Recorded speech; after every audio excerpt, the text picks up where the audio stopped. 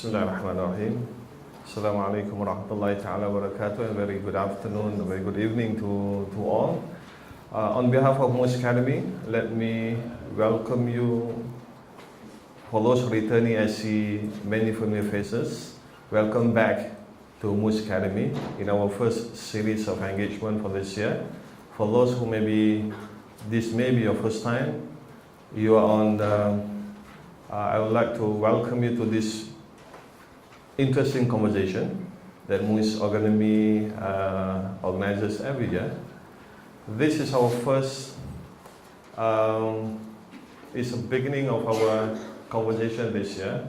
We started with a good note last Saturday, where we had our Fatwa conference. At the same time, we launched our Fatwas in Singapore. This is followed by, this afternoon we had a good,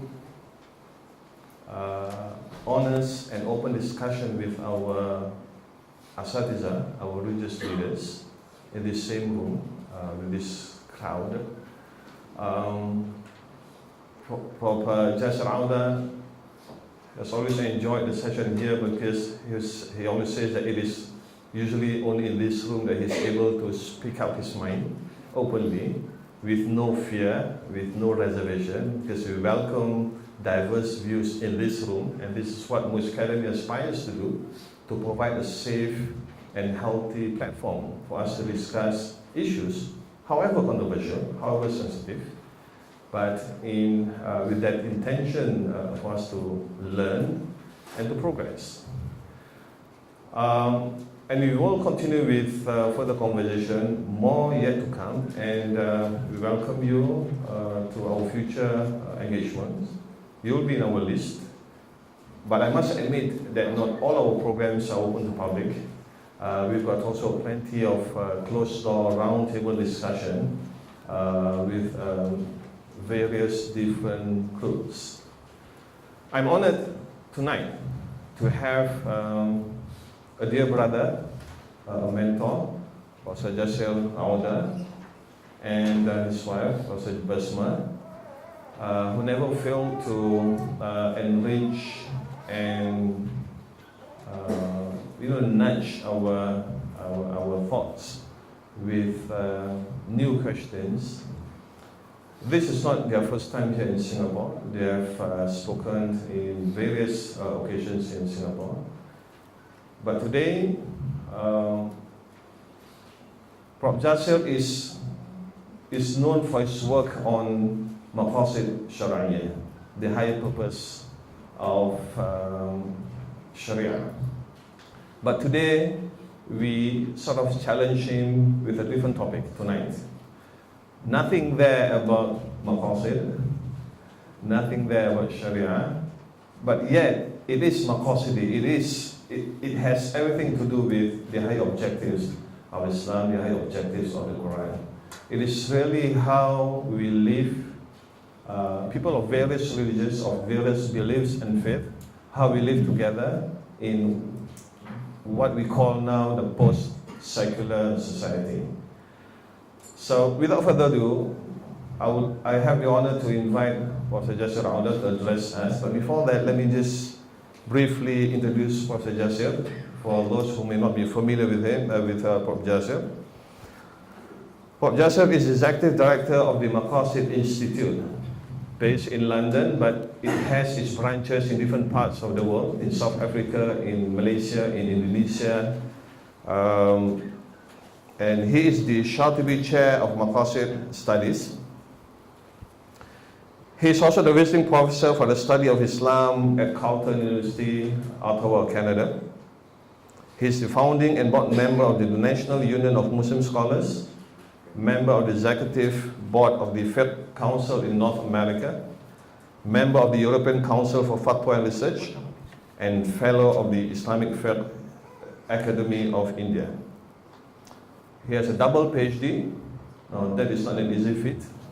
I know how difficult it is to get one PhD, but to get two PhD, good luck to you. Early in his life, he memorized the Quran and studied fiqh, usul and hadith at Azhar Mosque, Egypt, He previously worked as founding director of the Maqasid Center in the Philosophy of Islamic Law in London, founding deputy director of the Center for Islamic Ethics and Legislation, or in short CAL, based in Doha, Qatar. He lectured and trained on Islam, its law, spirituality and ethics internationally. He has written many books, at least 25 books, in Arabic and English, and some of which were translated into no less than 35 languages. Now, without further ado, Pope Jasser, please.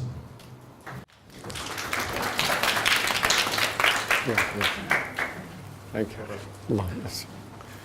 Bismillah ar-Rahman ar-Rahim. Assalamu alaikum wa rahmatullahi wa barakatuh. Good evening, everybody. It's such a pleasure to be back to Singapore. It's such a fresh air, a breath of fresh air in a world that's gone crazy. And it's so nice to walk in your streets and deal with you people. And diversity is the theme here. And you don't have trouble because of your color or your religion, or everybody lives in a harmonious society. Might have issues, of course, like any human society, but this is an oasis, and Canada as well, where I live now currently. Another oasis of sanity in a world that's gone crazy. Our problem, in my view, in this world is not secularism, and thus the need to go post-secular.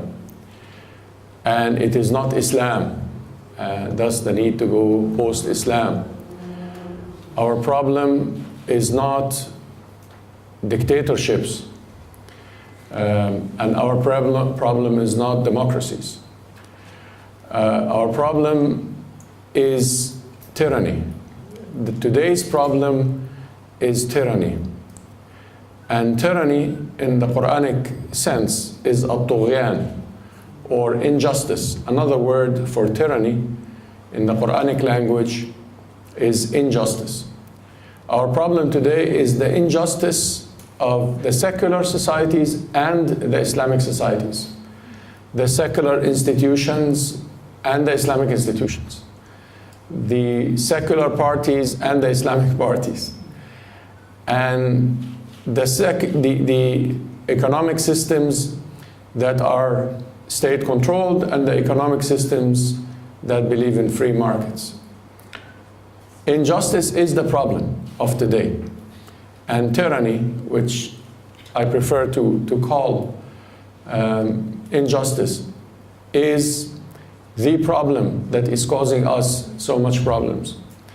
So for an Islamic point of view on the problems of today, I believe that we have to analyze injustice into a number of its forms and see how we can deal with these forms of injustice from an Islamic point of view. There are three forms of injustice, or that tughyan that the Quran mentioned, that I believe would give us a very good analysis of what's happening today. The Quran talks about a triangle of injustice in one of the ancient times settings, that is the times of Egypt, of the pharaohs of Egypt. The Quran, a good part of it, some 20% of its volume, is dealing with the history of Egypt of the time, and the children of Israel, and Moses, the Prophet ﷺ, and how the dynamics of tyranny worked to suppress a people, and so forth. The Quran talks about three different types of tyranny that were embodied in three different personalities of the time.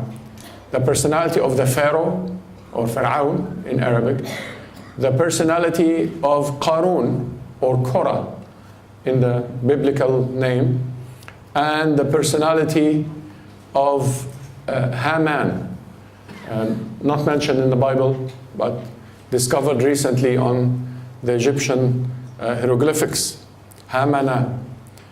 Those trio were the pillars of tyranny of the time. It was not just Pharaoh, so it was not only political tyranny or political injustice or political monopoly that was the problem.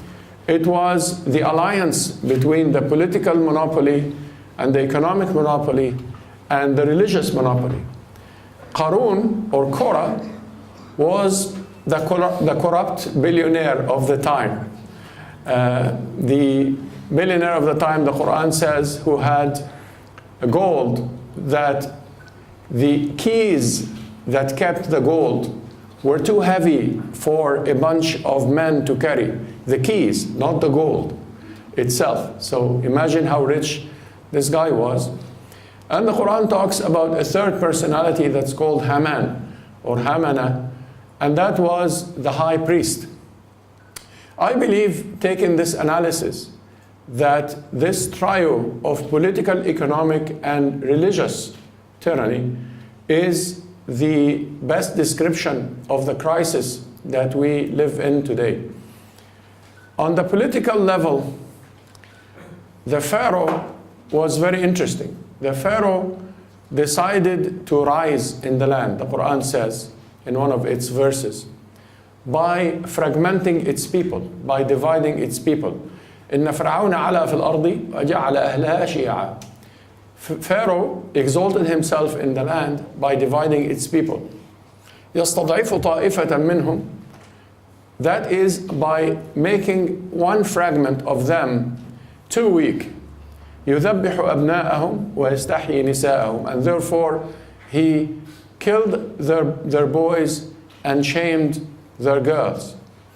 إنه كان من المفسدين. He was one of the corrupt leaders.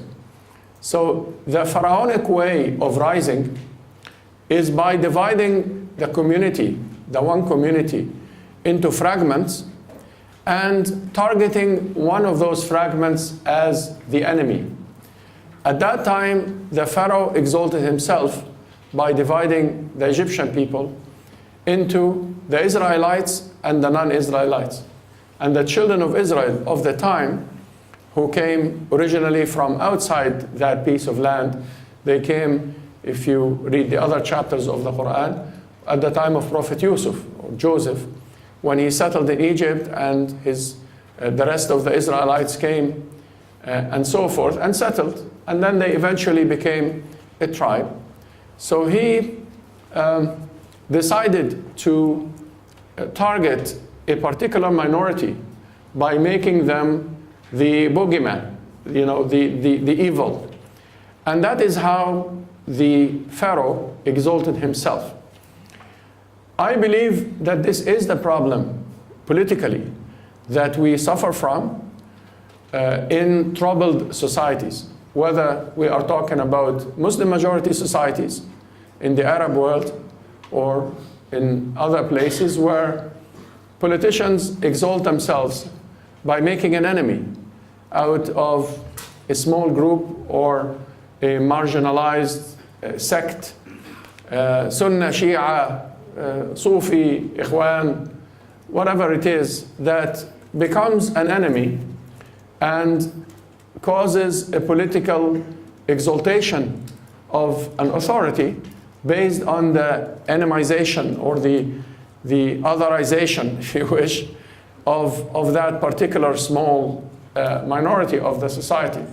And that's not only in Muslim majority societies. We saw the same thing in America recently, where Muslims, in this case, not the other way around, not non-Muslims, and not Yazidis, and not Copts, or not whatever, a Muslim group, but rather a minority that lived in America becomes a target because that exalts people in political power. And yes, we are talking about the difference between democratic societies and non-democratic societies, but it's the same problem and it's the same story. Whether we are talking about a tribal leader who exalts himself by making an enemy out of some portion of his people, or a democratically elected leader who rises based on making an enemy as well out of part of the nation state that he is rising in. Political tyranny cannot survive without another very important component of tyranny that has to do with economics, because the economic tyranny or the economic monopoly is the way by which the political corrupt system survives. The economic monopoly is characterized by a small percentage of the society that monopolizes everything in the society.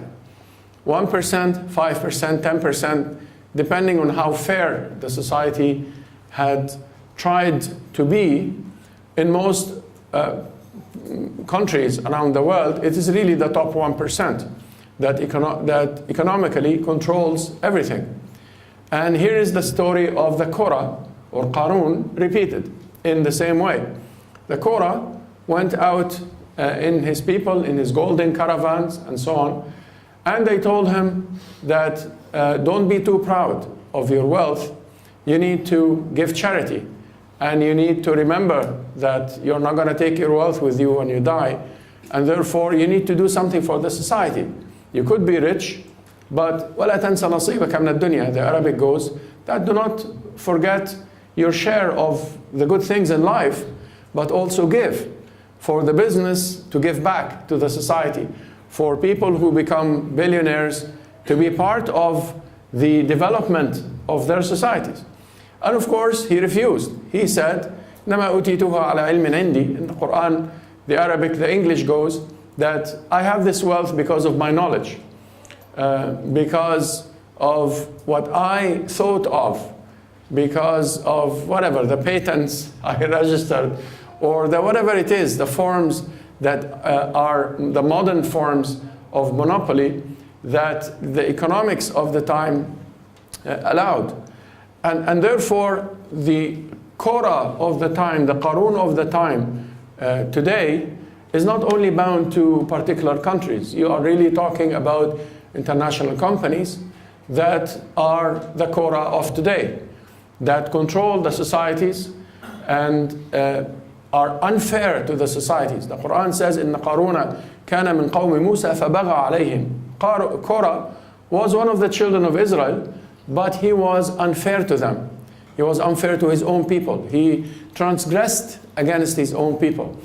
And these kinds of companies, for one example of monopoly and unfairness, are part of the system and part of the problem. And again, whether we are talking about Muslim majority societies or non-Muslim majority societies, we are really talking about the economic monopoly and the economic injustice as one of the major problems that we have. The problem today that the economic monopoly, whether in a tribal form or whether we're talking about another international company form, the problem is that the billionaires of today control much more than the trade. They control the media, and therefore they shape the reality as they wish in people's minds. Whenever they want to make something look benign, they make it look benign, even if it is not benign. And whenever they want to vilify something, they make it vilified, even if it's not. And they shape the world slowly over the years to be a world that is separated from the reality. They are creating a post-reality world, if you wish, where we don't have reality anymore, and we don't know what reality is anymore. What we see on the screens as the news, what's happening, and the analysis of that and what's going on is not reality, does not represent what really happens in the societies that we talk about. And what we see on the news is driven by economic interests, as simple as that. Very, very few news outlets where you can have a good and professional news making or professional journalism that is investigative, that is really the voice of the people, and so on. So the voice or the ability to speak is actually also monopolized. And when you come to the more public kind of forms of news or the new media, they are also monopolized in many ways. Even though they do give room for some voices, they do give the ability of you to post something that is read by thousands or millions, but there are many ways by which these companies that allow you that space are actually monopolizing your opinion for their benefit, and benefiting from your personal information and personal choices for commercial value and all of that. And it's not really an alternative media, because at the end, what we comment on in our social media is what's in the news.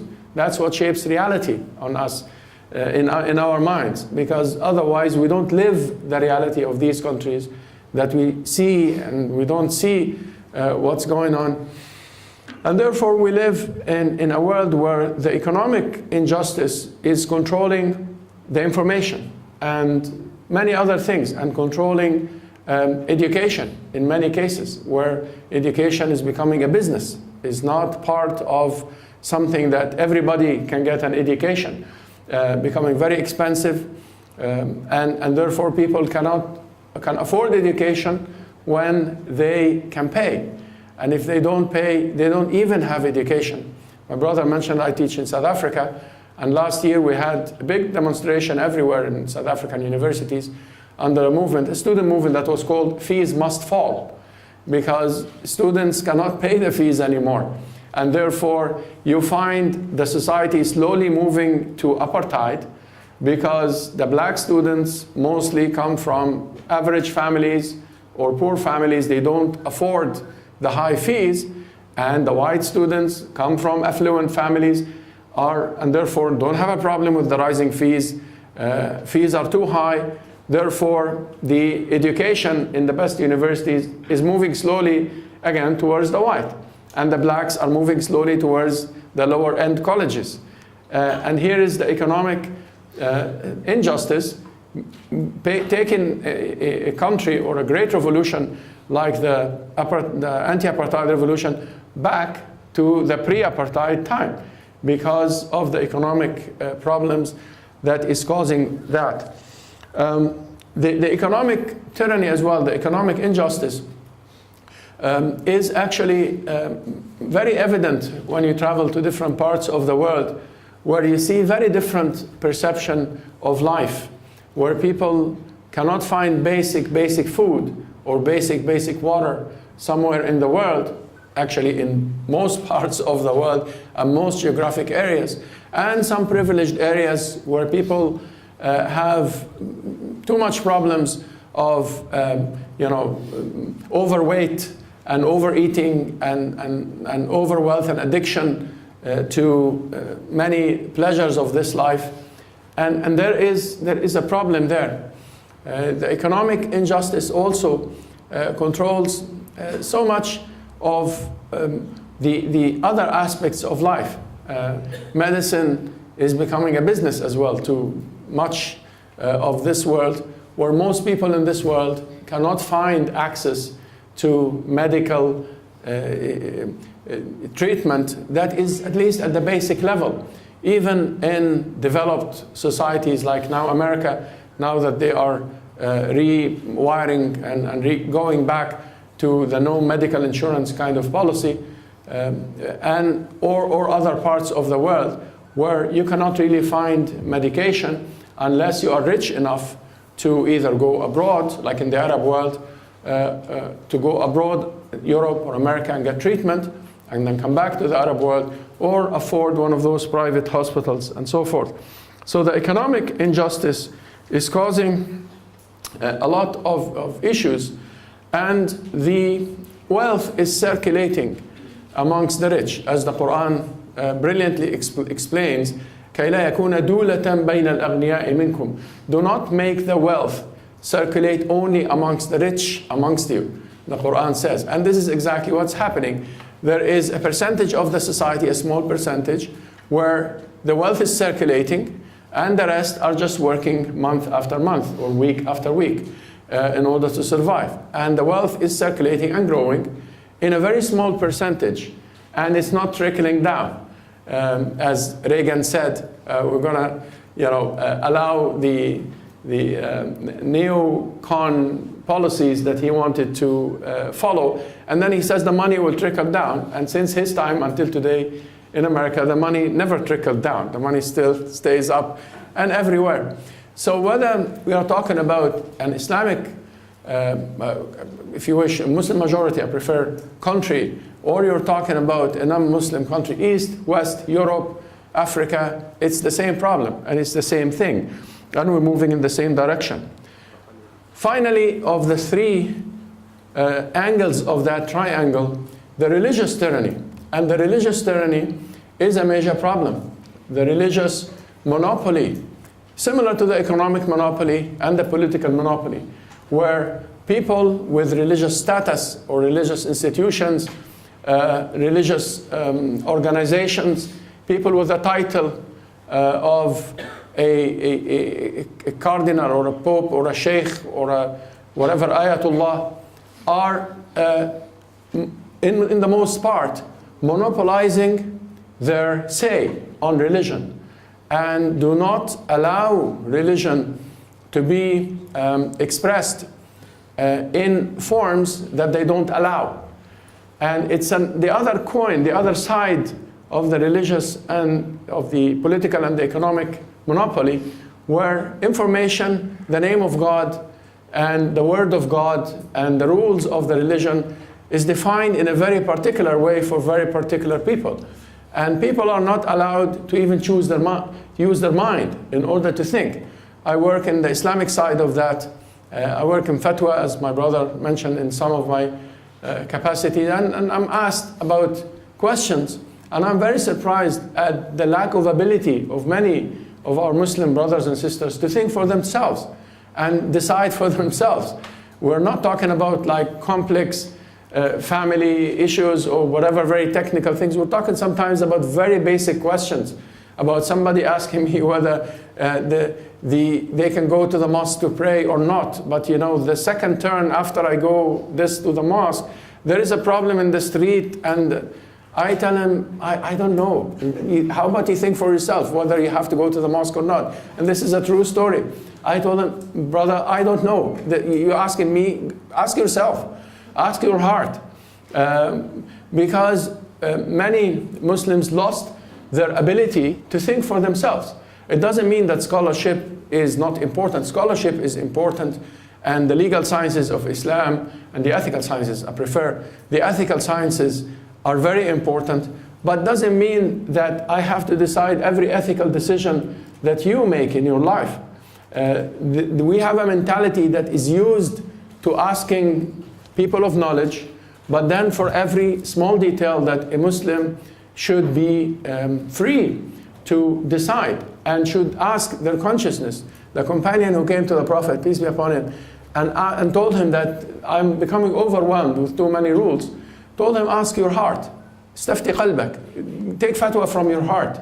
He told him, but I asked myself and I don't know. He said, no, ask your heart again. Even if people give you fatwa and it goes against your heart, don't take their fatwa. Ask your heart. He is talking obviously about a person with a good intention and with a sincere heart and with enough knowledge, etc. But this is not something that is prevalent. What is prevalent is that even if you have a PhD or you're a professor in something and you have a very good mind, you go and you still ask the imam of your mosque, who knows not much in the world about where to go and what to do and so forth, and ethical decisions that you should do. Religious monopoly takes much more dangerous forms than the personal ethical questions. And it takes the forms also of religious institutions trying to hijack the idea of religion in their societies and not allowing anybody to practice Islam, coming from an Islamic perspective, or to practice other religions, as I have seen as well in different countries, from their perspective and their denomination, if you talk Christianity, or their madhab, or school, if you talk Islam, a country that is dominantly Hanafi, or from the Hanafi madhab, doesn't allow people to pray Maliki, or to give charity Shafi'i, or to whatever it is, that people are different.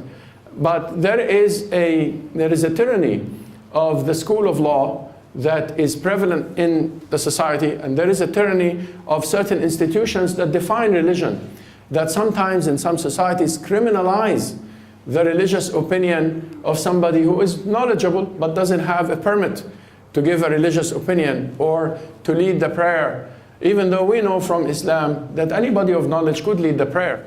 Organization is very important, and permits and so on, but to criminalize an opinion, or to criminalize somebody who reads the Quran and leads the prayer in some mosque, is part of the religious tyranny.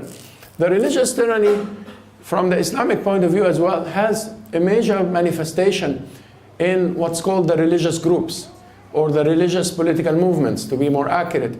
So groups who want to achieve certain power in their societies, they practice religious tyranny at even a worse level, where in the name of Islam, now talking Islam, in the name of Islam, they don't allow their members to question their policies, and they don't allow their audience to question their integrity.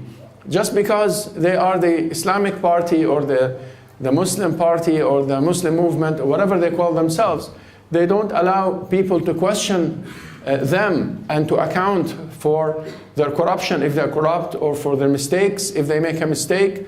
But they really, in the name of religion, they want to be the dominant political voice in the name of that. And they marginalize women, and they marginalize the youth, especially in the groups themselves and in the parties themselves.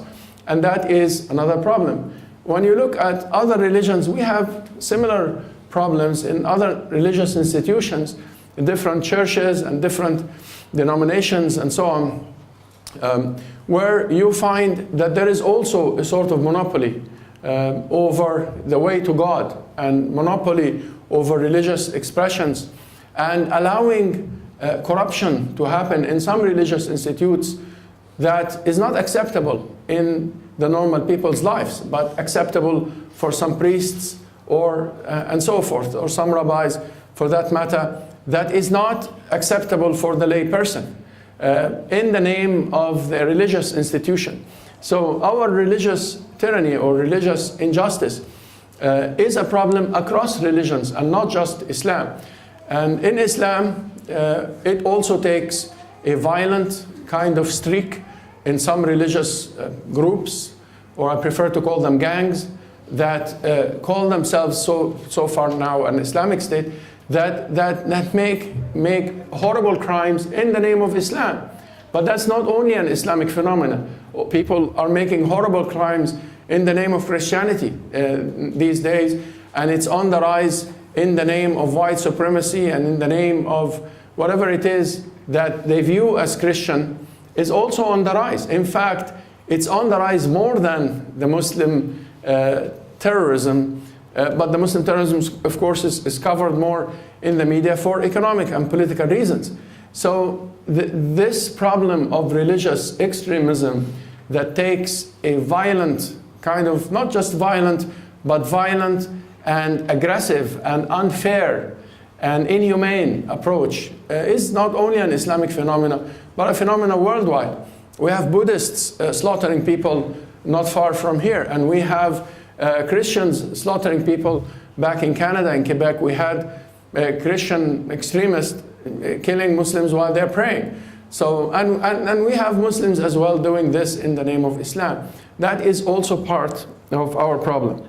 Now, how can religions play a role in resolving these problems? And how can Islam contribute in resolving this problem? That's where the post-secular, post-religious or post-societies come, where there is room where religions find a common ground of values and principles, and every person of faith, or even non-faith, but with the proper ethics and the proper principles, would find a common ground in fighting against injustice and in achieving a basic level of freedom in societies, and in ending monopolies that choke people to hunger or control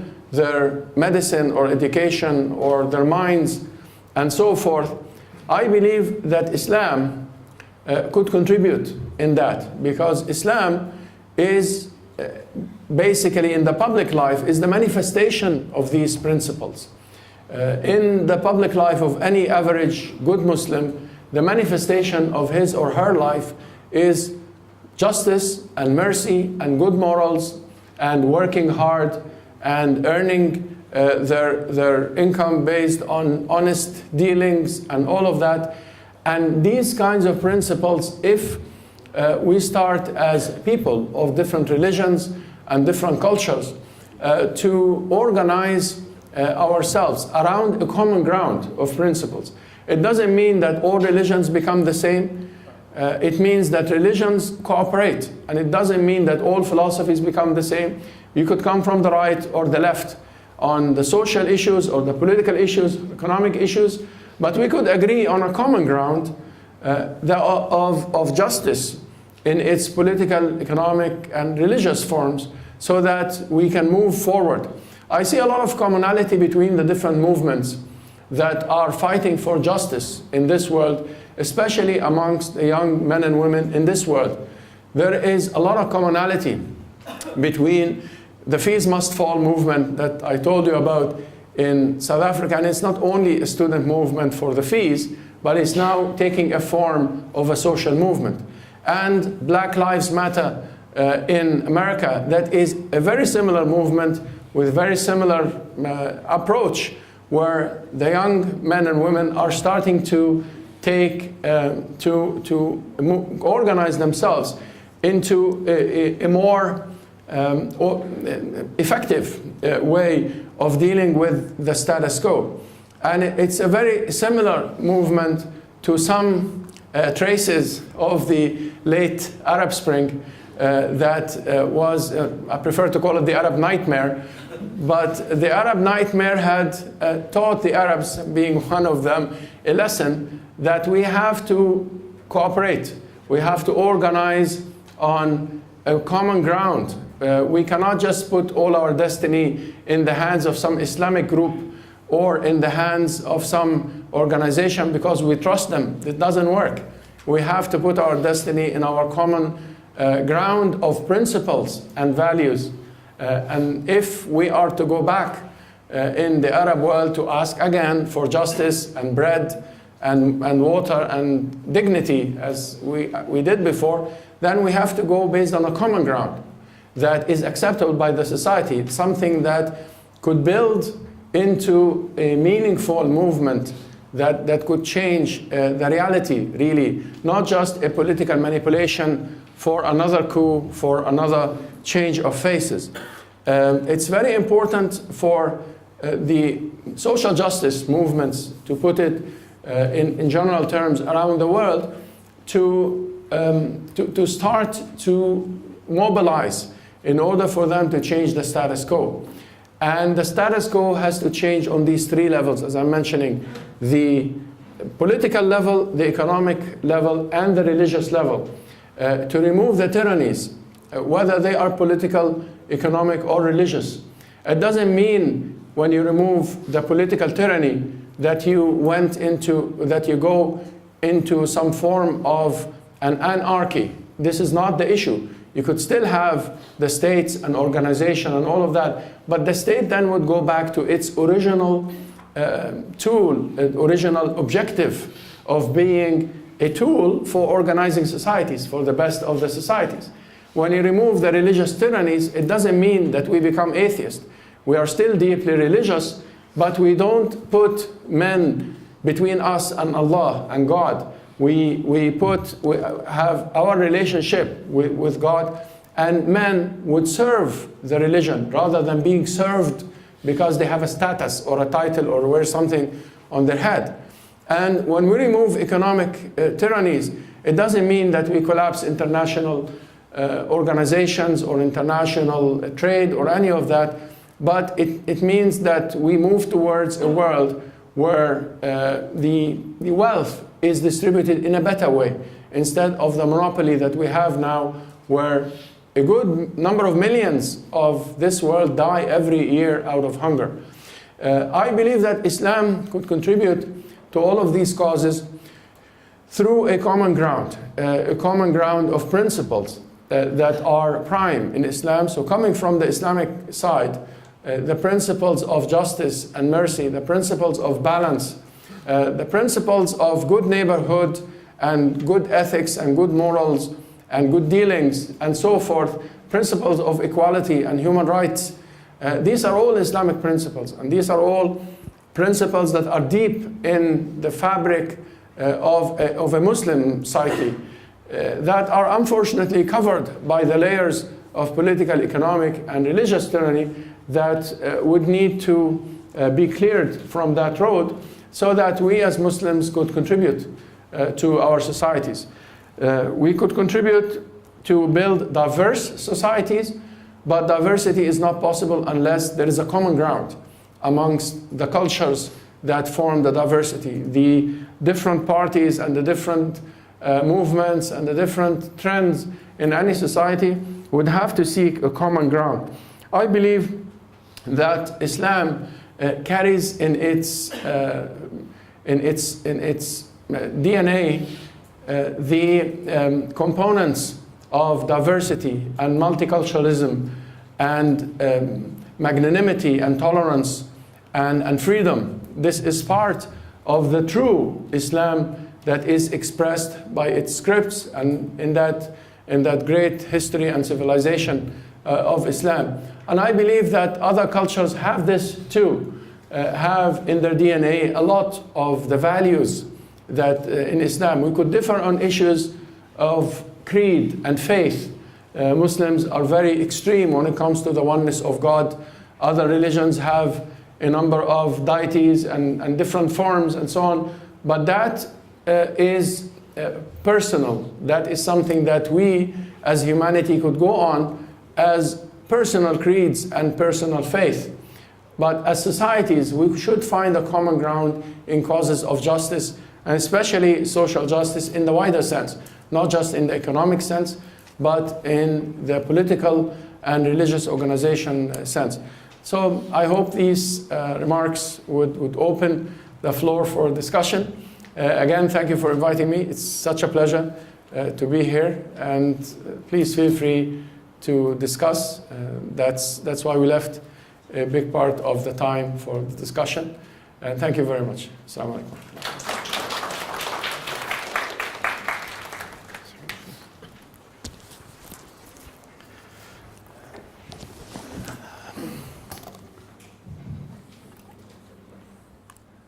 Thank you very much, Pope Jasser, for that enlightening presentation. I'm sure we have a lot more questions. Professor does not intend to offer necessarily the solutions to this, but the first step to solving a problem is to be able to identify what the problem is. And that may not necessarily be easy, and that's why we are here, to try to identify what are the challenges and to really clarify these challenges, to make it clear in our minds. And then we can talk about solutions, we can talk about a way forward. So can I now open the floor? You're welcome to defer, to share thoughts. Yes? So we've got one. Can I collect a couple of questions in one go so that we can save our time? We've got a good 1 hour, inshallah, for this conversation. Can I see some other hands? Yes, Walid. And the third hand, please. I forgot to acknowledge my boss here. President Haji Musa is here. I started without acknowledging her. So, President Halan, inshallah. So, okay, can we begin with let's start. since it's nearer here? Professor Auda, thank you very much. You live in Canada, and I live in Singapore. Canada is a secular state. Singapore is a secular state. So we are Muslims living in secular states. Mhm. And we are part of the larger portion of the global ummah of 1.6 billion that live in secular states. And of course we know that the experiment with Islamic State and political Islam has failed. Countries with Sharia-based do not deliver the good life. And you mentioned about the tyranny, the monopoly, the injustice, the backwardness, the repression, the inequalities and so on. But yet, as Muslims living in secular states, and this is where I like to comment, my feeling is that Muslims do not really understand and appreciate secularism and the secular state ideology. Islamic scholarship has, unlike scholarship in Christianity, because Christianity and the history of Europe in the many centuries that led to the birth of secularism, there was some reconciliation between Christianity and secularism, but that has not really happened in Islam. And except, I think, in two countries, Turkey, of course, Kemalist militant form of secularism, but later it was moderated before the Islamic political parties, and finally the AKP Islamic Party. And I think more so as a good model is Indonesia, the way that they have reconciled Islam with liberal democracy, with freedom, But essentially in the Islamic world, I see that there is an inadequate attempt, in terms of scholarship to reconcile the Islam and the secular state ideology. So, as a jurisprudence, I like to ask you, is it, put it simply, is it a sin to stay In a secular state? In a secular state, can we embrace the secular state ideology as Muslims and yet remain as good Muslims?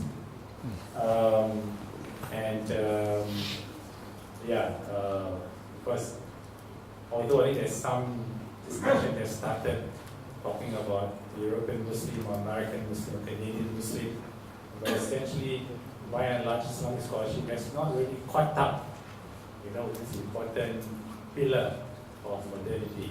Yeah. Well, thank you very much. Well, it will really depend on what you mean by secular state and what you mean by Islamic state. And I don't think that the division is that clear, or the definition is that clear. A secular state is a state that divides or separates the state and the church. It is not necessarily a state that separates the state from religion. There is a difference between the religion and church. I think it's one of the best things that Europe did is to separate the state from the church, from the authority of the Pope, because the Pope is not a politician. We have a similar model now in one of our Muslim countries where the Ayatollah is the Pope. He makes the king and he controls the state and this kind of thing. And I think the best way to go forward for that system is to separate the state from the Ayatollah. But that doesn't mean that you're separating the state from the religion. You're separating the state from the religious institutions, so the religious institutions are not above the state. And I don't think the religious institutions should be under the state either. I think they should have a degree of independence. In a recent book of mine called The Civil State, I suggested that we should move beyond the secular or the usual secular pattern of a state and the usual Islamic pattern of a state. So what we mean by a secular state is separating the state from religion totally. This is not realistic and it doesn't happen anywhere. And I think religion has a lot to contribute to a secular state, exactly as you do here in a secular state, where as religious people and religious organizations, you are contributing to the well-being and the welfare of the system, of the state. Now, in a secular state, religion should not be under the state, because that is another extreme form of the state. When the state, as in the French example these days, tries to control the religious expressions, even what you wear on a beach, and doesn't leave any room for something that you want to express yourself in a certain way. There is a difference between hiding your identity by covering your face. That is the work of the state, I believe. Versus whether you want to wear long sleeve or short sleeve. That is ridiculous. That is now, the state is becoming a secular tyranny, is a secular pharaonic system in the French style. And that is not acceptable. Now, on the other hand, part of your question is that we don't live in Islamic state, or the Islamic states, you mentioned Turkey and Indonesia are successful models. I don't know what you mean by Islamic state when you talk about Turkey. 50+1 majority doesn't make a state Islamic, and doesn't make a land Islamic, and doesn't constitute an Islamic state. In fact, the concept of Islamic state is a concept where the state achieves the Islamic values and the Islamic principles. And if the state achieves the Islamic principles, then it's an Islamic state. I don't think I live outside the land of Islam when I live in Canada. I'm not saying that Canada is an Islamic state, but it's a state that has the principles of Islam that I believe in. And it has the principles of Islam more than many other Arab countries that I lived in, who consider themselves to be Islamic states, but they're not really. I mean, even for Muslims, and even for mosques, and even for pilgrimage, and even that you're talking about the basic acts of worship, you find yourself in a place like Canada or Singapore perhaps doing them better than many of the Arab countries. And when Turkey takes steps towards political monopoly of power and all of that, now I believe is departing from the model of a good Islamic state, for lack of better terms, into a deviation from that. Whether the party calls itself Islamic or not, you could have an Islamic party and they don't know how to govern in a balanced way. I'm not sure about Indonesia or the system there, but sometimes we judge based on speeches and based on words and based on what the guy in the top wears. If he wears, a nice thing and he calls himself a big Islamic title, then it becomes an Islamic state. And it could be the most corrupt state in the world. But it's called Islamic just because the guy on top has an Islamic name and has some good titles, and appear on the day of Eid and appear praying Jum'ah and so forth, and cries and this kind of thing. But it's not Islamic. There's nothing Islamic about their state, you see.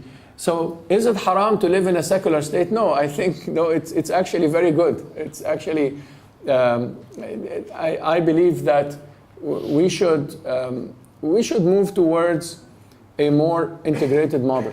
I believe. I'm not a political scientist. This is if you are a political scientist, you would see an accent in my politics terminology, obviously. But coming from the religious or Islamic thought perspective, I believe that we could develop a model, even in the Islamic thought, that is an integrated model, where the current nation state is a good state by moving towards certain principles.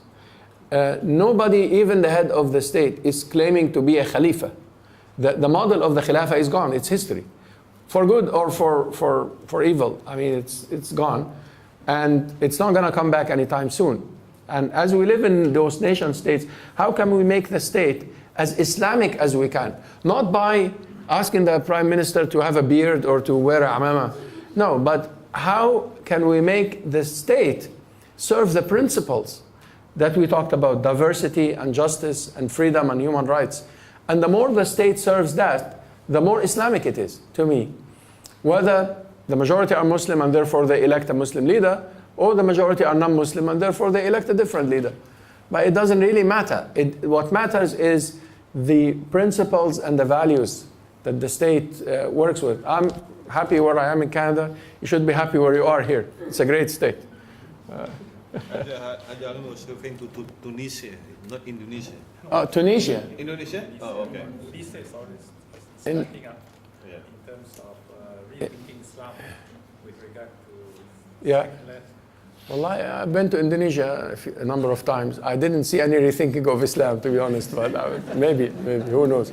But I mean, maybe on the political level, yeah, inshallah, it's the same. I mean, yeah, same old. Can I now invite Iqbal, right? And Walid, he's a political scientist. Oh, mashallah, yes. Assalamu alaikum, Professor Jasser and Dr. Hanan. So, my name is Iqbal, and actually it's a statistician, not a political scientist or anything like that. So my question revolves around you saying, Islam has reached a common ground if we want to reach a pro-secular society.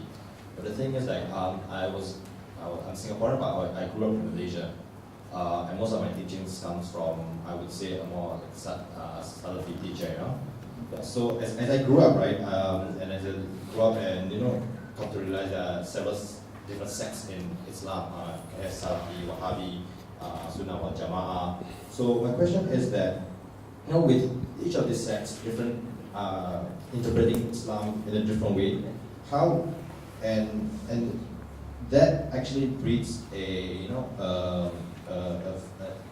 friction between these different sects. It doesn't have to be as an extreme example. It has to be as simple as how you actually treat your neighbors or your non-Muslim neighbors. Because I do have friends who, in Malaysia, who, when they look into non-Muslim, they will say, or non-Muslim countries, for example, they'll tell me like, I pray to Allah that they burn this country, so and so. It's as bad as it sounds. And the sad thing about that is that, again, touching upon your fact that sometimes these people can't think, and the teachers, I feel that the teachers that they don't allow philosophical thinking for their students. Whatever Islam says, they have to follow. And so basically, my question all around is how can Islam reach a common ground if all these different sects have interpreted different Islam differently? Well, briefly, I think that all of these different sects and schools and different understandings of Islam, they themselves have to reach a common ground. They themselves cannot live with divisions. And I think this is possible. And when we reach a common ground amongst ourselves as Muslims, then we are able to reach a common ground with others, because that is the same common ground other than Tawheedullah. All of the madhahib, all the schools in Islam, the common ground is the oneness of Allah. We all worship Allah and Muhammad is His messenger. And then we reach a common ground again of principles of justice and mercy and charity. No madhab and no movement in Islam differs over these common grounds. And this is the same common ground we can reach with others as well. So it's possible. But the different sects and the different, it's part of the nature of Islam that it's interpreted in different ways. The part of the language, the Arabic language, is a very rich language. It could mean different. It doesn't mean that all of them are right. Some interpretations are wrong and unfair and unjust. It's true. But many of the different interpretations are also true and are just different ways of looking at things and so forth. So we should not try to end the different schools of thought in Islam. we should believe that this is the healthy diversity. Yes, we should seek a common ground, but it's a healthy diversity. Why not? As long as we don't fight. And Sunnah and Shia and Shafi'iyya and Ahnaf and all of that, we fought enough over that. We should go beyond that, I think. Inshallah. Thank you. Wali? Assalamu alaikum. Thank you so much, Dr. Jasser. I've benefited from your talk as much as I've benefited from your writings, and may Allah bless you for all your efforts. If I may push you a bit on some of your points. I have two questions. First is, you mentioned that there must be critical thinking by the layman, not just by the ulama. It's common for us to even hear politicians and religious elites saying that do not delve into Islam, do not talk about Islam in the public sphere, because leave Islam to the domain of, it's the domain of religious scholars, leave it to the ulama. The laymen shouldn't be saying, I mean, not scholars like Ustaz Hanan, but other people are not as liberal as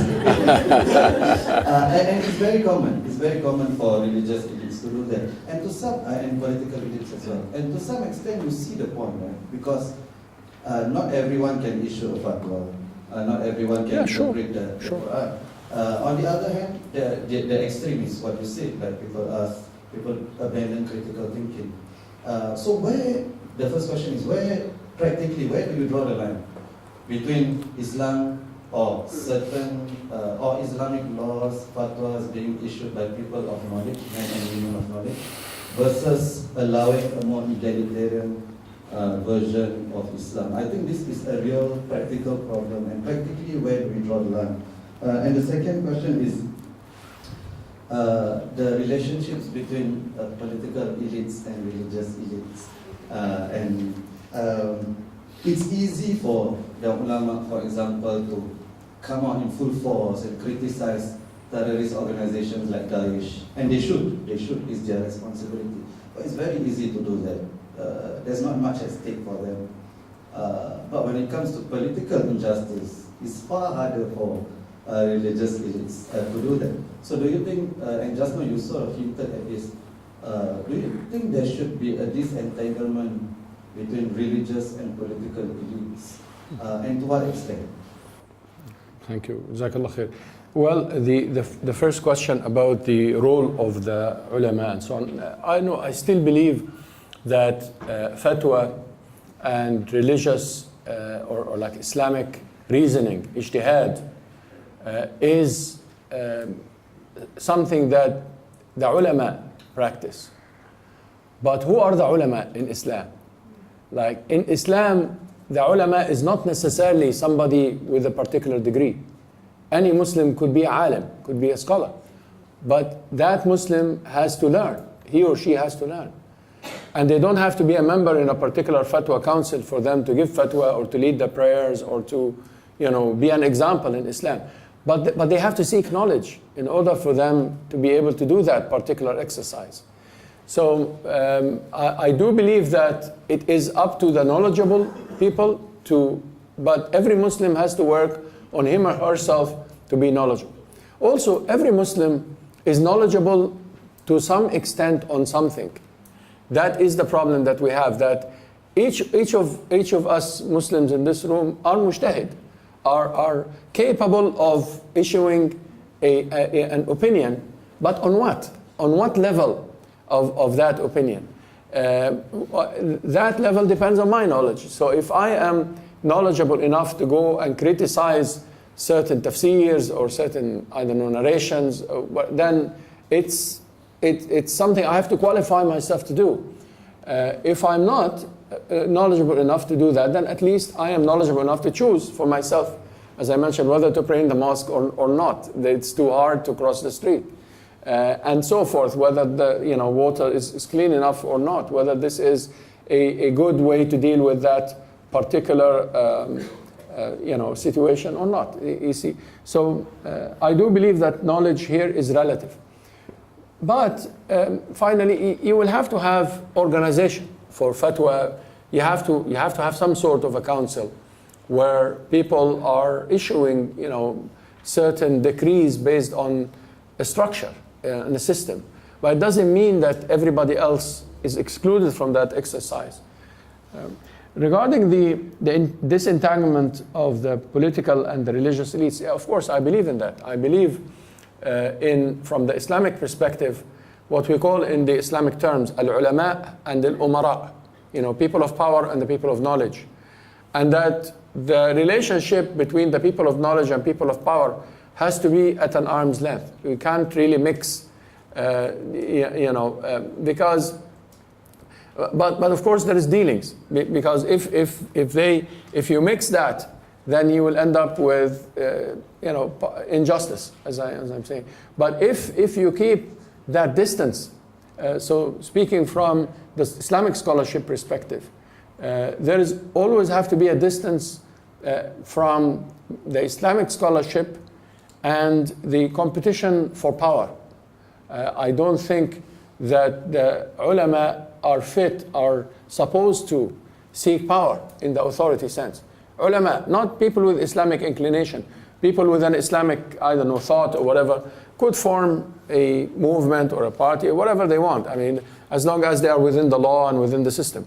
But people who are ulama sharia, people who work in the sharia, are not supposed to seek to become political, powerful people, because they will mix then the issue of obligation and forbiddances and all of that with their political exigencies. They will start to tell people it is an obligation to elect me, and it is forbidden to elect my opponent.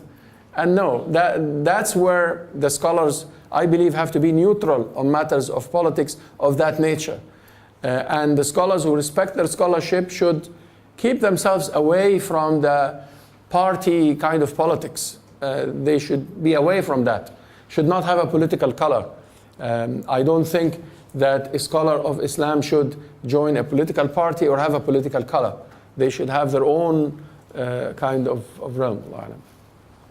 If I may add this issue about authority, between epistemic authority, really a scholarly authority, and a paper authority by virtue of your qualification. You're a graduate of King's College. King's College is not ARS, so you're a graduate of Azhar or Medina or Jordan and so on and so forth. I think the idea is really that you are knowledgeable, you know what you're saying, you really truly have the epistemic authority. Paper is probably an indication, but not necessarily really reflect your authority. Often we go back to the earlier time. Yes, there wasn't paper qualification, but a certain form of authorization in the form of sanad, in the form of ijazah. Although now we are reusing that name again, ijazah, sanad, but may not necessarily carry the same authority as in the past. But for some administrative purpose, paper qualification helps. But that doesn't necessarily give you the epistemic authority. You must really demonstrate. The issue I have now, in as much as I want to encourage democracy, that religious people should not monopolize, but you too must demonstrate that knowledge. Often people who claim that, no, not necessarily that you are from Azhar, Medina, you can speak. Yes, I welcome, but you too do not demonstrate that knowledge and claiming that, no, it's not just paper qualification. At the same time, those with paper qualification must not also think that by virtue of my paper and I have the authority. You too must demonstrate that quality. You too must demonstrate that the authority. Otherwise, yes, you may have ARS, you may have the certificate, but at the end of the day, we judge based on the merit, the value of your hujjah, your evidence argument. Well, I'm not the speaker in this. Yes, I've got a brother here.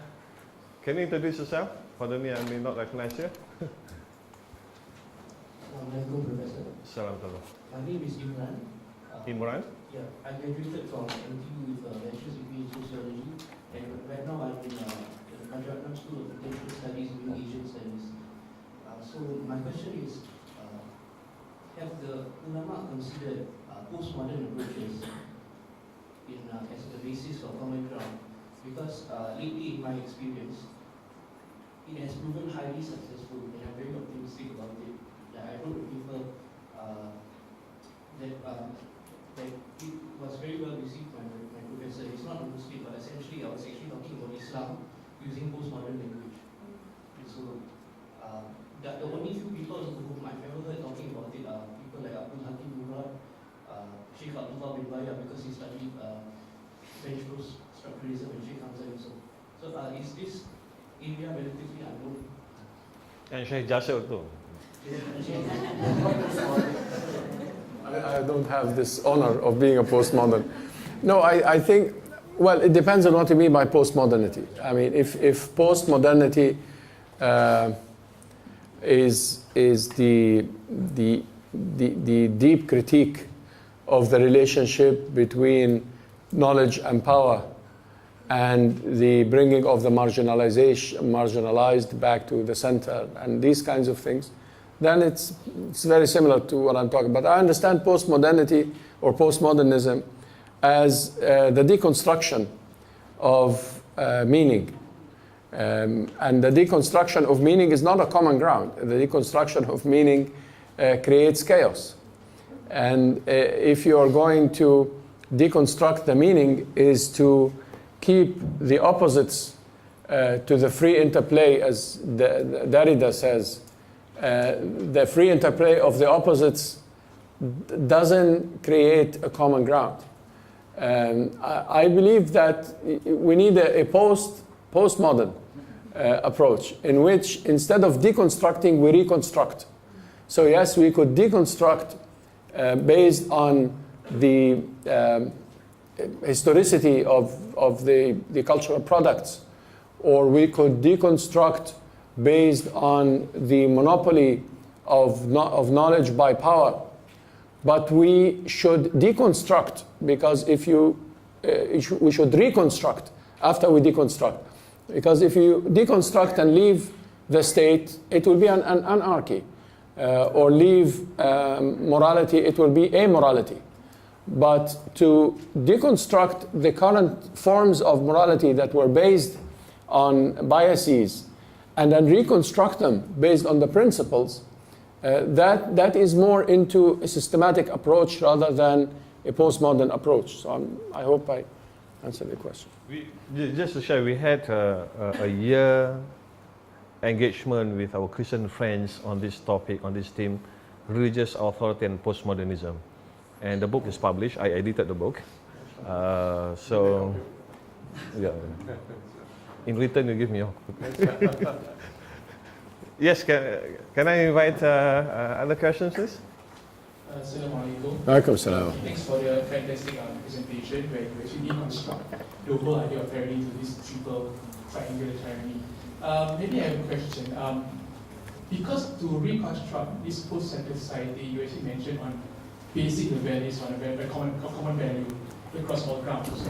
Then, and these values, I would argue, is a very much humanistic value where all human actually can agree upon.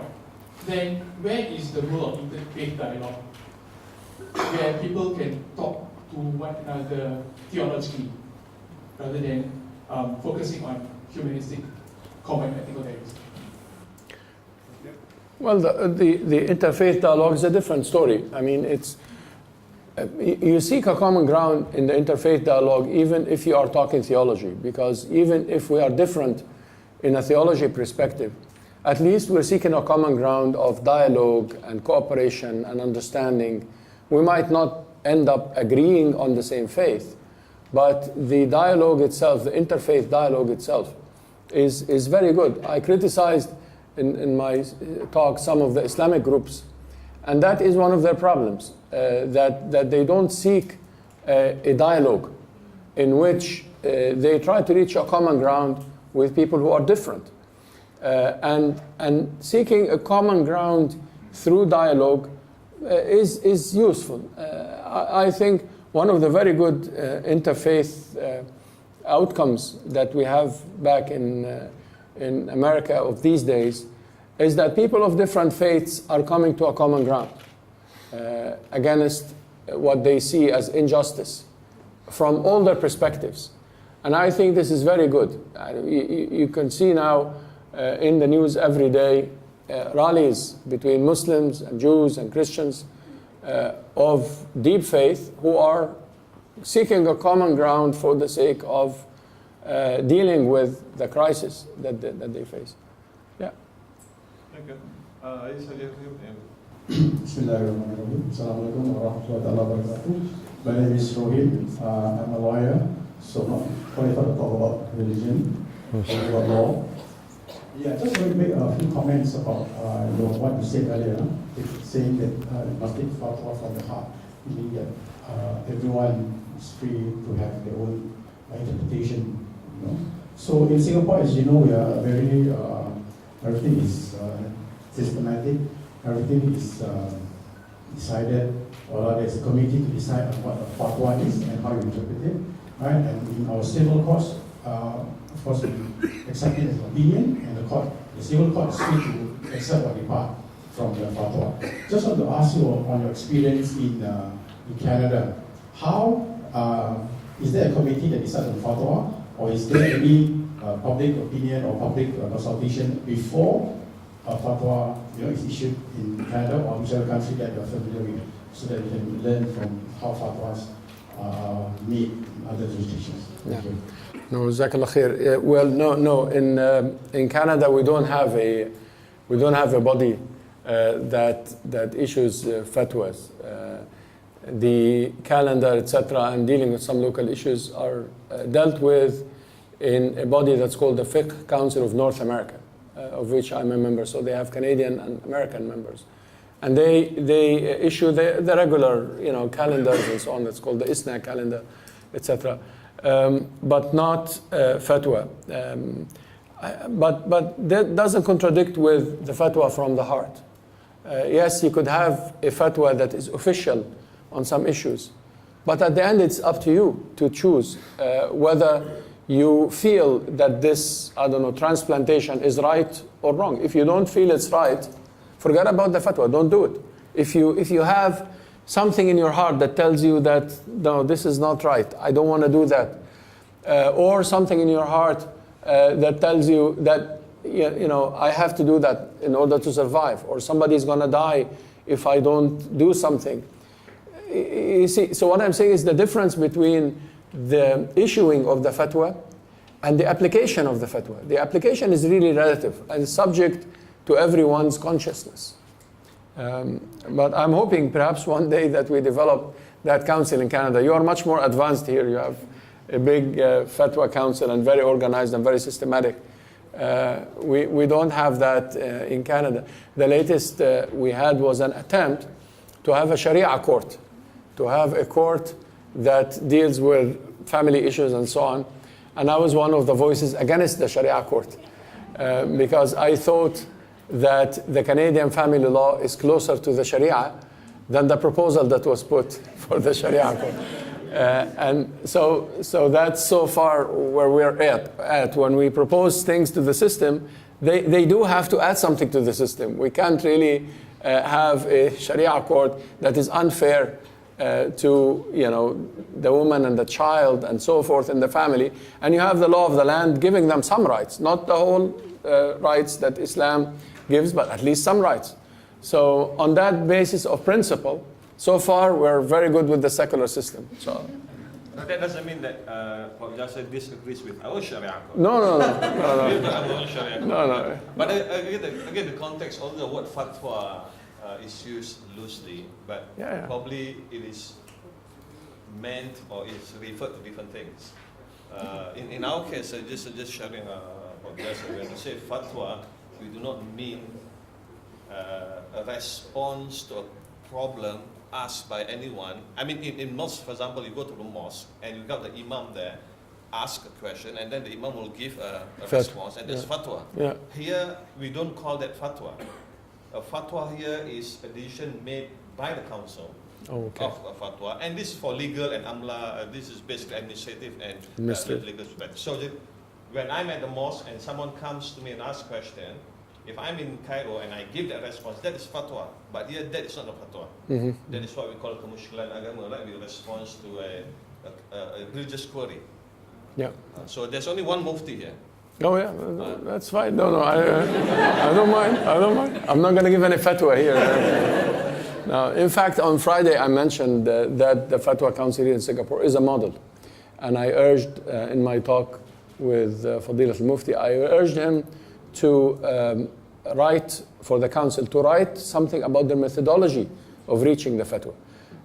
Being a member of a few fatwa councils, I think they have something to offer in terms of the relationship between the Islam and science, in terms of the make of the different members, in terms of the political and economic considerations that they consider in their fatwa. And in that model, I added that this could be also a way of self-critiquing themselves. If they put a methodology, why we do this and why we do that, perhaps we can improve on ourselves in what we do. So if you have any question, ask the Fatwa councils. Okay, we've got Professor Osman. Question, probably for Dr. Hamid. Yes. I was just wondering if the fatwa here, given its serious nature and the fact that they they look at big issues. We were talking about the mitochondrial transfer the other day, both at the conference and then when we went home.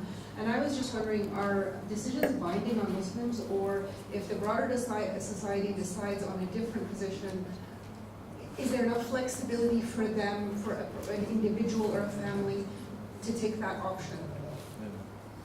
Well, honestly, it's not binding. Even for the court here in Singapore, it's an opinion that the court will consider. But it's not binding. It's not binding to Muslims. It's not binding to the court. However, certainly if you are more capable, you have the authority, you may want to hold a different view. But if you do not, then you just got to trust Mufti Dr. Fatwas and then... Assalamu alaikum. I want to ask something about ethics of disagreement in Islam. Right? I think it's important. Obviously, we talk about agree, disagree. My question is, what is the practical benefits of differences of opinions, and what is it important to learn to agree to disagree agreeably? Jazakallah khair. Well, one of the practical benefits is flexibility in the rules of the Sharia. So when you have differences of opinion, and whether you are in a fatwa council or you are choosing for yourself, it's flexibility. So I pray Shafi'i. I learned Shafi'i in my early years. So I pray, but when my arm hurts a little bit, I know that I can extend my arm because that's the Maliki opinion, the Zaydi, and so forth. So it gives me flexibility to pray in different ways, for example. So when I am not feeling well, I could, do other moves and so on. On more serious issues, it gives flexibility for legislation that accommodates the change of place and time. So you might give fatwa here, or you might follow a certain rule here based on the culture and so forth. And when you move to a different country, the culture is different, but there is an opinion that supports the family issue, let's say, that you talk about, and so forth. So the diversity of opinion is flexibility, and is accommodation of place and time, an accommodation of change. We could have an opinion here, and then 10 years from now, the circumstances differ. So we start to change our opinion based on that. The ethics of this agreement is for us to respect each other's views, as long as they are credible views, and not to discredit anybody just because they are different from you. Unless they say something that's absolutely opposite to the fundamentals of Islam. If somebody is going to talk about, I don't know, a different God or a different worship or a different, instead of doing Hajj in Mecca, you do it in New York or something. No, then there's no tolerance here. We say, no, this is wrong, means wrong. Because they break the principles. But if there are just different ways of praying, different ways of doing ceremonies and so on, and different ways of paying your charity, then this should be just a matter of tolerance and agreement and so on. Many of our fights between us Muslims are fights over details that are all fine. You know, the kids, the young men especially, you know, the young teenager, they fight over this moving of the hand. I saw it in a number of countries. You don't believe it. For non-Muslims, perhaps you would find this very amusing. That at the end of our prayers, we say there is no God but one, and we raise our finger like that. So some opinions say you can move your finger, and some opinions say no, you raise your finger. And in a number of countries, the young men fight over this. Don't do that. No, yes, I will do it. And then in a couple of occasions I know of, one guy broke the finger of the other guy because he didn't want him. So you know, and in one case in America, and the police had to come, and like it's a scandal. Like this is so when the level of intelligence goes so low, you'll find that the kids always fight over these small things. Oh, you put your hand here, no, put it here, and this kind of thing. We need to, you know, tolerate, and on a bigger level, we should tolerate different madhabs, different, you know, opinions. They are all Islam. They are all Islam. As long as you say, no God but one, Muhammad is his messenger, or Muslim. You see, and Prophet Muhammad called them Ahl al-Qibla. The people who direct themselves towards the Qibla are all Muslim. And we need to have this as the spirit of our dealings, inshallah. Assalamu Alaikum salam. Okay, I think that. Can you introduce yourself? Oh, I'm Liana. I'm from NUS. Yeah, in my third year. Okay, I think that generally Muslims are able to reconcile with being Muslim and also being in a secular state in Singapore. But then how do we educate the general masses on how the compatibility between Islamic values and secularism, like what you said earlier? Because I think the idea that Islamic values and secularism can never be compatible and they are antitheses towards each other. It's still prevalent in this society. So how do we approach the whole society to make them aware that these two still can exist together, like what you said earlier? Yeah, well, I think by understanding Islam through its values and principles, not through a historical manifestation of an Islamic political system. So if we understand Islam based on what was called in our history the Khilafah, we will think that if we don't live under a Khalifa, then we're not living in an Islamic system. But if we understand Islam as the principles of justice and coexistence and so on, then we live in a system that is Islamic, as much as it has these values. And you go to a different country, even with a majority of Muslims, you could also be living the same system. See what I mentioned in the lecture, nobody is claiming to be a Khalifa today. And they are not supposed to be. Heads of states and prime ministers and kings, and they are not Khalifas. And I think that we need to, if you want to talk about education of the public, the Muslim public that is, if I understand correctly, and even the non-Muslim public, we should educate them that Islam is about the oneness of God and worship and ethics and society and family. But it's not about a particular system of government. It is about the values of the system of government, but not a particular system. Any system that we have today or that we will reach in 20 years could be also Islamic. But it depends on how much values in that system. The problem is that we grow up as Muslims believing in some utopia that doesn't exist anymore. We will never, for the foreseen future, have the model of Medina, of Abu Bakr or Umar. We might have excellent people, but they are not Khalifas. They are not, and so forth. So I think that education is very important in that sense, even for non-Muslims as well. When they ask you, but you're not living in an Islamic state. Well, I don't believe that the Islamic, the historical state exists. But I believe that a state could be Islamic in terms of its values. And therefore, I live in Canada. I think there is a lot of Islamic in that state. It's never like, I don't know, ideally Islamic, but I don't think ideally Islamic exists anywhere. There is always going to be problems from an Islamic point of view. We talked about monopoly. We talked about economic injustices. This is not Islamic. They are in Canada too, and where I live. And we try to go against them as well from an Islamic point of view. Inshallah. I just want to add to that. Oh, okay. For the benefit of the youth, is just to say that one of the best things you can do as youth is become engaged with your society, civic engagement. So it's not just lip service for the values of Islam, but it's to find those organizations within society that represent those values and become a part of those organizations. Organizations that promote justice, that promote health research, that promote women's rights, that promote shelters for the homeless. And to be a part of that, and particularly for young women, because we're very visible. And whether we like it or not, we carry the banner of Islam simply by what we wear on our heads. The men can almost be anything. But we have no choice. We look Muslim. Unless they wear a thobe. Yeah. No, not even that. I want to wear a thobe, you said that. Sure. So to become civically engaged, that's my experience in Canada with youth and with myself.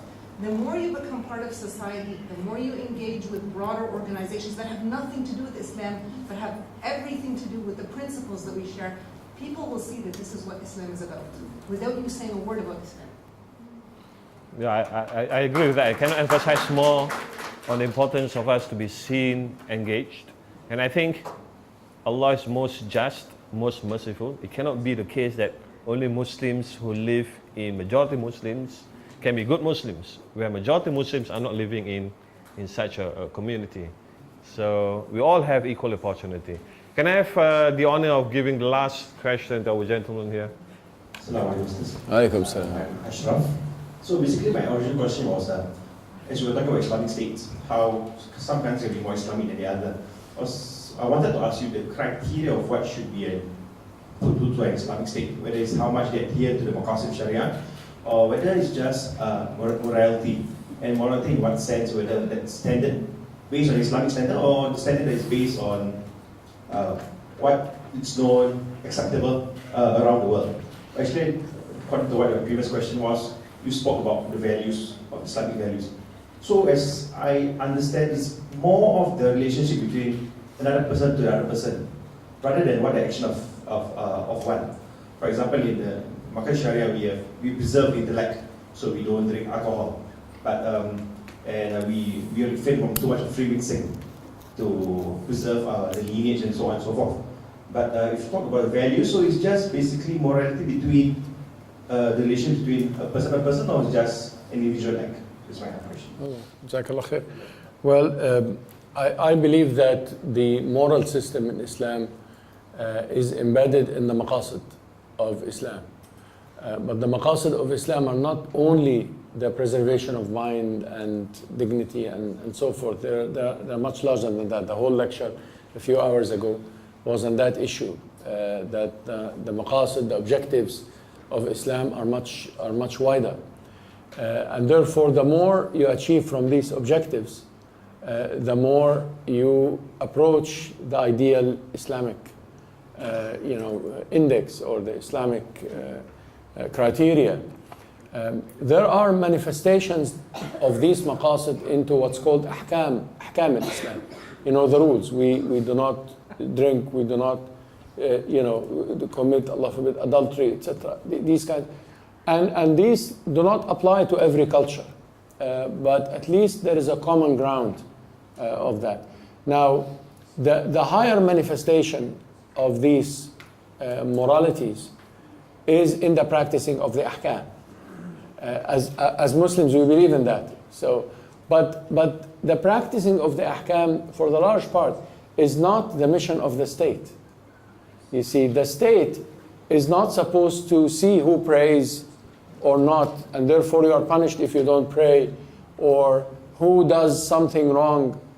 The state is supposed to be concerned with the public order, not with the morality of the individuals.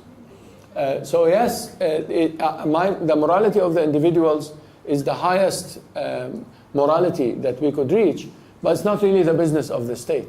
And therefore, a basic level of the achievement of the objectives would be that criteria of Maqasid Sharia. Allah. Thank you very much, Prof. Jasser, Auda, and to everyone here for the excellent contribution. Now, I wouldn't want to say that this is the end of the conversation. In fact, this is only the beginning. As I mentioned earlier, we will have more of such conversation, closed door, open door, public talk, small group, big group like this. But this journey will continue. We usually publish or upload notes, summaries, reflections of our roundtable discussions, our seminars, even if they are closed doors. So do like our Muis Academy Facebook, this is a marketing, as well as check out in our website. So we will upload some of these materials for your reading. And I really look forward to seeing all of you again soon. We'll keep in touch. And please join me in thanking Prof. Jasser and Prof. Basman, inshallah. And if I may seek your indulgence to help me and Hannah, head of Muis Academy, to report to President and CE that you enjoy the talk. Well, please kindly help fill up the survey form. We'll be much thankful for that. Thank you very much.